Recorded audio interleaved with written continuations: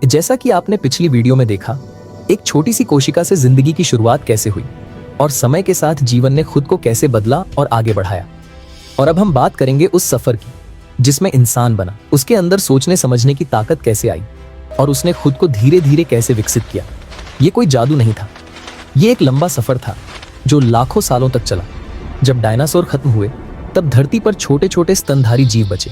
ये जीव बहुत ताकतवर नहीं थे, लेकिन इनके पास एक खास चीज थी, सीखने और हालात के मुताबिक ढलने की क्षमता। समय के साथ इनमें से कुछ जीव दो पैरों पर खड़े होने लगे, क्योंकि खुले मैदानों में खड़े होकर दूर तक देख पाना जिंदा रहने के लिए जरूरी था। जैसे जैसे हाथ जमीन से आजाद हुए, उन्होंने चीजों को पकड़ना शुरू किया। यही हाथ आगे चलकर औजार बनाने का जरिया बने। यही वो दौर था जब हमारे पूर्वज, जिन्हें हम ऑस्ट्रालोपिथेकस कहते हैं, जंगलों और घास के मैदानों में रहते थे। वे फल फूल खाते थे और शिकारियों से खुद को बचाने की कोशिश करते थे। इसके बाद आए होमो हैबिलिस, वो इंसान जिन्होंने पहली बार पत्थरों को तोड़कर औजार बनाए। ये औजार बहुत साधारण थे, लेकिन यहीं से इंसान और जानवर के बीच असली फर्क बनना शुरू हुआ। फिर समय के साथ होमो इरेक्टस आए। उनका शरीर ज्यादा सीधा था, दिमाग पहले से बड़ा था और सबसे बड़ी बात, उन्होंने आग का इस्तेमाल करना सीख लिया। आग से खाना पकाया जाने लगा, जिससे खाना पचाना आसान हुआ और दिमाग को ज्यादा ऊर्जा मिलने लगी। यही वजह थी कि दिमाग तेजी से विकसित हुआ।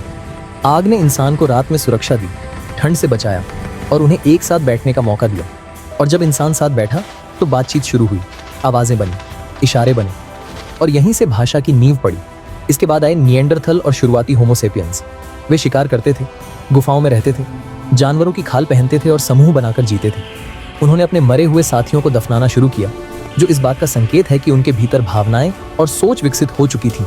धीरे धीरे इंसान ने चित्र बनाना सीखा, कहानियां गढ़ी और अपने अनुभव अगली पीढ़ी तक पहुंचाने लगा। यही ज्ञान समय के साथ आगे बढ़ता गया। फिर खेती की शुरुआत हुई। इंसान ने एक जगह टिक कर रहना शुरू किया। गांव बने, समाज बना, नियम बने और यहीं से सभ्यता की नींव पड़ी। आज का आधुनिक इंसान उसी लंबे सफर का नतीजा है, जहां हर छोटा बदलाव बेहद जरूरी था। सीधे चलना, हाथों का इस्तेमाल, आग, भाषा और एक दूसरे के साथ रहना, इन सब ने मिलकर इंसान को इंसान बनाया। लेकिन सवाल यहीं खत्म नहीं होता, क्योंकि सोचने की ये ताकत आखिर हमारे दिमाग में आई कहां से?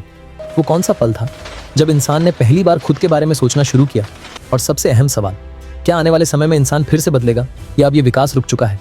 यही सवाल हमें अगली कहानी तक ले जाता है। अगर आप कहानी अधूरी नहीं छोड़ना चाहते तो चैनल को सब्सक्राइब कर लीजिए और कमेंट में बताइए कि आपको ये कहानी कैसी लगी। मिलते हैं अगली कहानी में।